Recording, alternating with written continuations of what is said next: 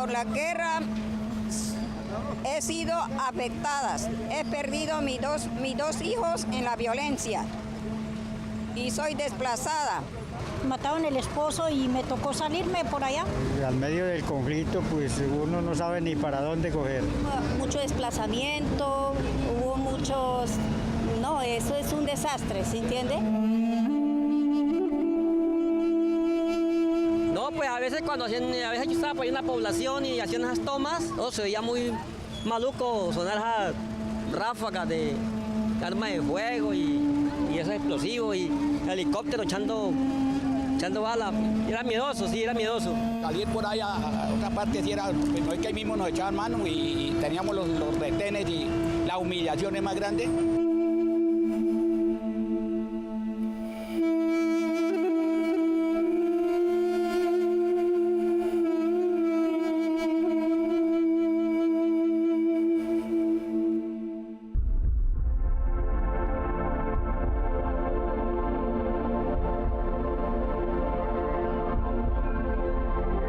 Y no es en vano que todos coincidamos que mientras duró el conflicto con las FARC, la zozobra era la sensación que acompañaba a las poblaciones colombianas en cada despertar y cada anochecer.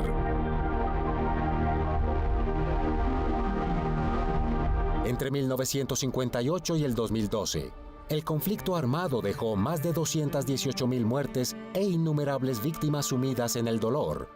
El latente peligro de morir cada día y cada noche bajo el fuego cruzado fue descendiendo a medida que los diálogos de paz transcurrieron y el cese del fuego bilateral se hizo indefinido con la refrendación e implementación de los acuerdos de paz.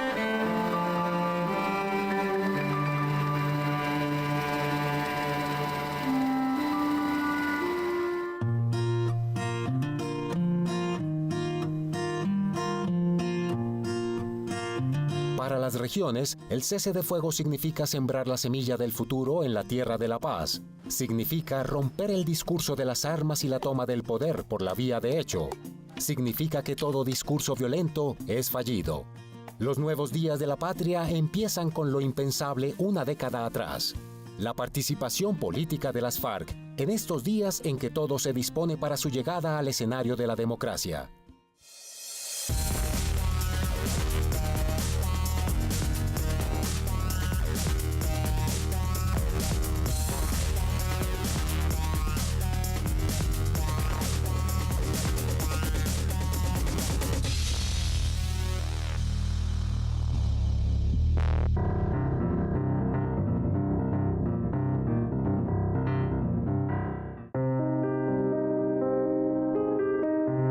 A pesar de las grandes diferencias que han dado pie para que, como pueblo, tomemos partido en el conflicto, muchos ciudadanos como Judith Maldonado decidieron abrirse su propio camino a través de la acción política y sentando su voz desde el escenario de la argumentación. Entendí que desde mi profesión efectivamente podría fungir como abogada al servicio del pueblo y no de causas, sino pensando en el lucro personal y la oficina famosa o aspirar a grandes cargos en la judicatura, sino acompañar las justas causas sociales y populares de esos grupos tan marginados, tan excluidos y tan golpeados como fueron las víctimas.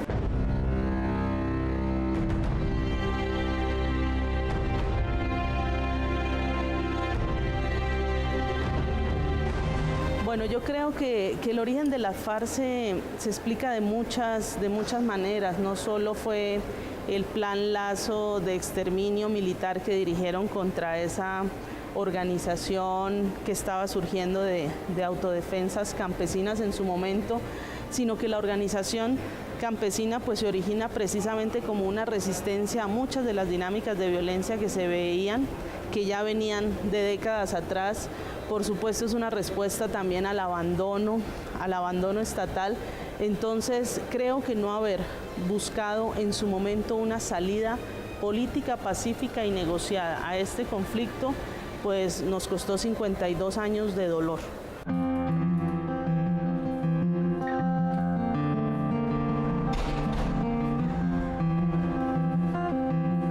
Y es que cada día es una nueva oportunidad para emprender su propio viaje hacia la paz.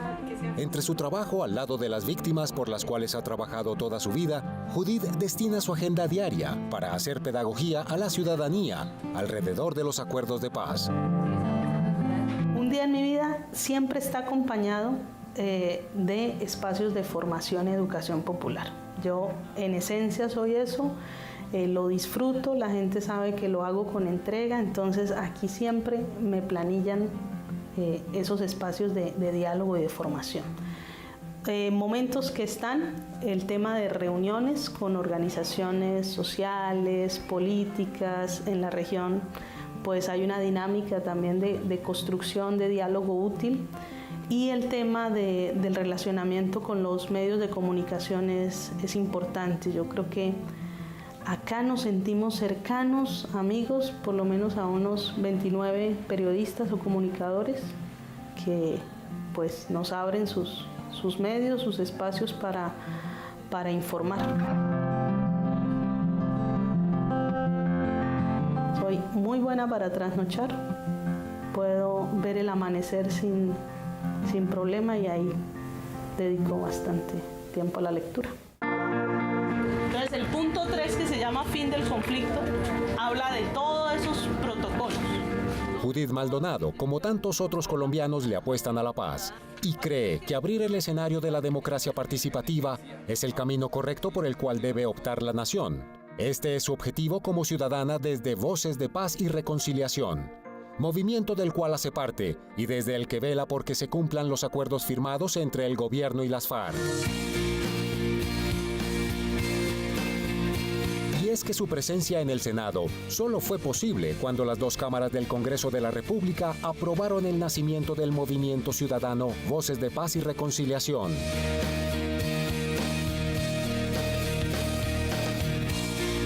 En los acuerdos con las FARC, uno de los puntos era que podrían llegar al Congreso personas que no tuvieran antecedentes judiciales, que no fueran miembros activos de las FARC, que fueran académicos, que pudieran acompañar el proceso de implementación. Eso en principio, hay que decirlo, generó mucha desconfianza porque se veía como una participación política de las FARC, como unas curules.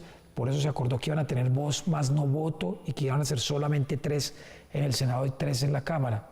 Y quiero decirlo que ha funcionado muy bien. Estas 3 personas son académicos de la Universidad Nacional, líderes sociales, gente además respetuosa, académicamente bien formados. Me parece que ha sido un bonito ejercicio de reconciliación y de debate político en las ideas, la presencia de los voceros de paz aquí en el Congreso. En el marco del punto 2, que se llama participación política, hay una aspiración, un propósito muy importante, y es generar apertura democrática en este país. Un poco frustrante el sentido de no poder tener una participación completa, es decir, con nuestro voto poder respaldar precisamente proposiciones, iniciativas o textos que se están debatiendo. Sin embargo, yo creo que estamos entendiendo también que estamos generando una apertura democrática. Por supuesto que en el Congreso hay voces que siempre han defendido el proceso de paz, el acuerdo de paz, pero creo que nuestro aporte es generar ese ambiente de apertura democrática frente a la conformación, a la creación incluso del partido de las FARC. Hoy es sin duda un día muy importante, no solo para esta corporación, sino para todo el pueblo colombiano. Voces de Paz es un grupo de opinión apenas, una organización política transitoria que cumple en el Congreso la función de hacerle veeduría al acuerdo de paz. Voces de Paz no solo son las voces defendiendo el acuerdo, sino también las voces de sectores sociales que están participando en la implementación normativa, que quieren hacer aportes y que quieren generar alertas y preocupaciones. Nosotros fuimos elegidos voceros de Voces de Paz en una reunión que se celebró el mes de noviembre en la Biblioteca del Congreso y a la que concurrieron delegados de diversas regiones del país así como representantes de diversos sectores sociales. Hay una representación suficientemente plural y expresiva de lo que es el país nacional. Pues era una voz que nunca se escuchaba. Traer un mensaje de paz de aquellos que siendo agresivos en una época quieren la paz y nosotros los acompañamos. El Polo Democrático acompaña todo esfuerzo que se haga por la paz, no importa el costo del esfuerzo.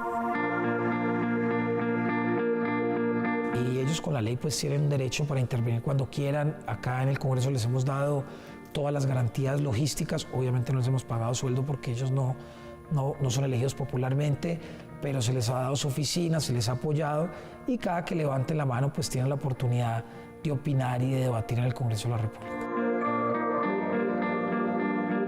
Como son constructores y tejedores de paz, entonces por eso nos articulamos para sumarnos en los esfuerzos de pedagogía de paz.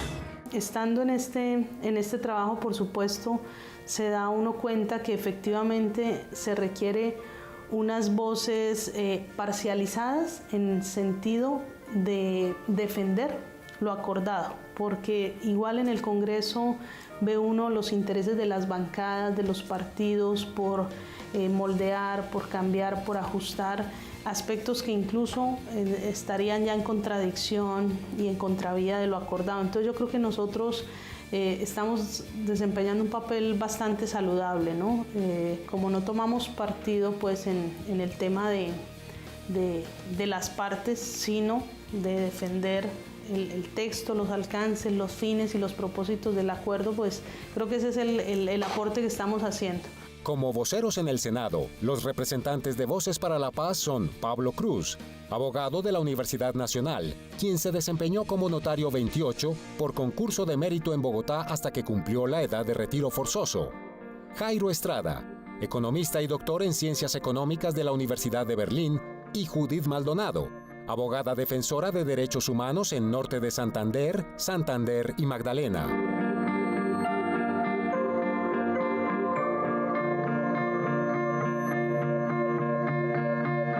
Hemos tenido la oportunidad de conocer más de cerca cómo opera el poder legislativo.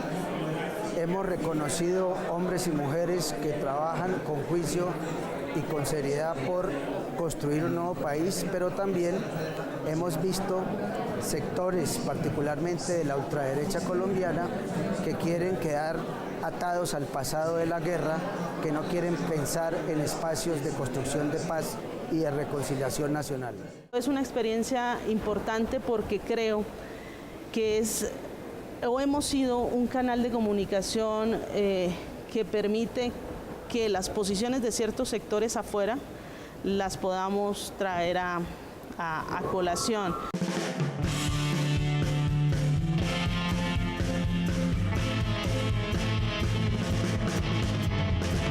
El ejercicio de participación política ciudadana es la nueva semilla que crecerá en el territorio colombiano y que rendirá fruto a través de nuevas propuestas diametralmente opuestas al discurso de la beligerancia, a esa prédica de la cual están saliendo alrededor de 17.000 guerrilleros para participar activamente en la sociedad mientras se reincorporan en ella.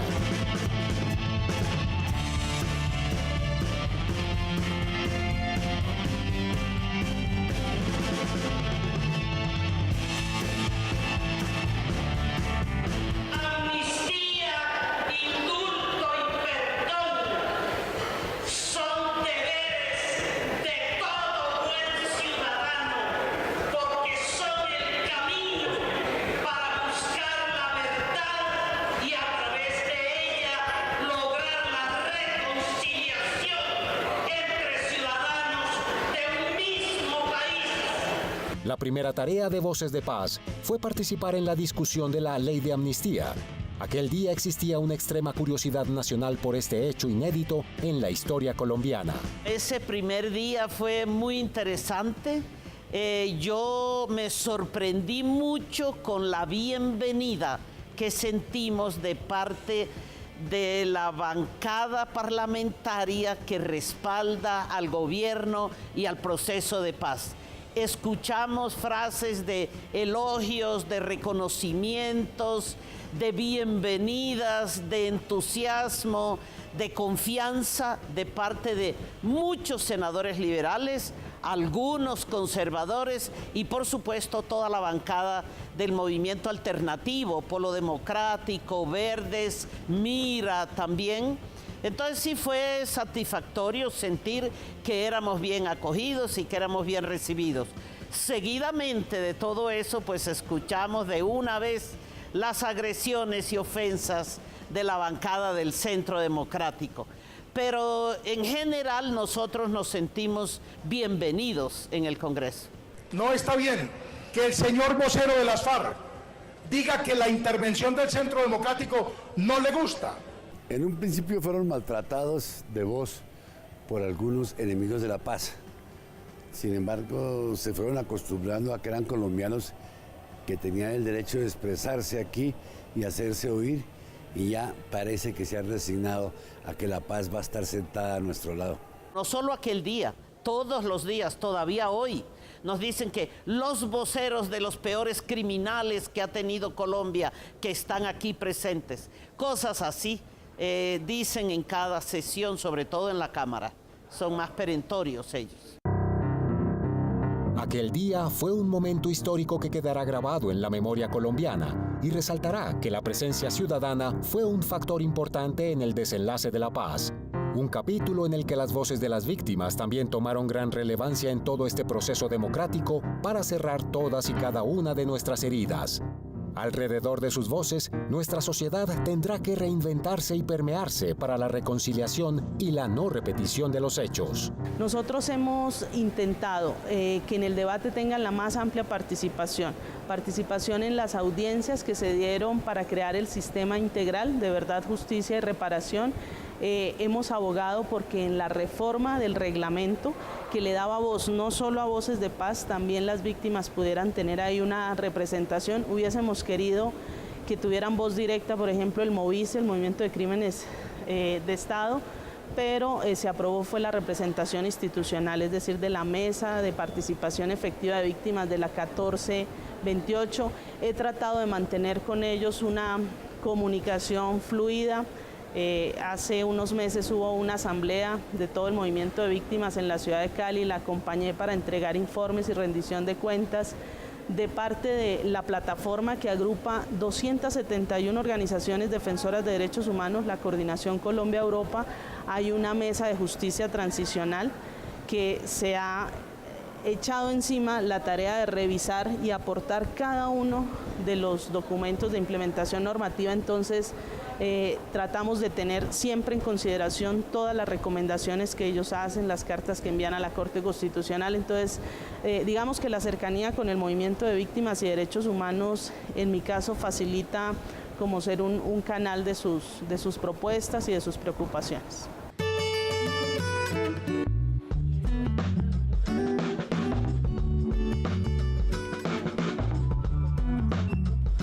El papel que ha desempeñado Voces de Paz como ejercicio ciudadano de verificación de los acuerdos se ha llevado a cabo con laborioso tesón de cada uno de los voceros de Voces de Paz. ¿Qué pasará a futuro con el movimiento? El gobierno y FARC concertaron un periodo de implementación de 12 meses de implementación prioritaria. El procedimiento legislativo especial también lo tiene definido. Entonces podría uno tener la interpretación de, una vez surtido ese plazo, pues nuestro tiempo de trabajo en el Congreso cesaría. Por supuesto hay quienes dicen que ese listado es prioritario, o sea, lo primero que hay que hacer de implementación, que la implementación del acuerdo tarda muchos más años y que seguramente habrá más leyes y más reformas que se requieran, pero yo creo que esa es una decisión y una consideración que realmente la Comisión de Seguimiento de la Implementación tiene que definir. Voces de Paz no es el partido de las FARC, es un movimiento ciudadano que se articula en todo este gran proceso que nos traerá tardes tibias y noches tranquilas en el futuro cercano. Las lecciones en estos primeros meses han sido claras. Este país requiere con urgencia que se le permita participar democráticamente y también necesita poder aprender a escuchar para romper la polaridad que nos distancia y no nos permite avanzar como un solo cuerpo hacia el futuro. Ese futuro incluye a las FARC en este nuevo escenario en el que las palabras reemplazan a las balas. Queremos conocer la verdad para saber a quién hay que perdonar, porque tenemos que perdonar. Solo así será posible la reconciliación. Para la comunidad internacional es muy importante. La Unión Europea, por ejemplo, es una entidad que se creó fundamentada en una construcción de paz. La Unión Europea nace de las cenizas de la Segunda Guerra Mundial, de un conflicto mundial horrible donde han habido millones de muertos, y la Unión viene a generar esta nueva paz europea. Nunca en nuestro continente habíamos tenido 60 años de paz. Y lo hemos conseguido a través de una visión común de cómo es eso de vivir en paz en nuestro continente. Y eso necesita de una articulación, necesita de una visión conjunta del futuro. ¿Qué queremos para el futuro?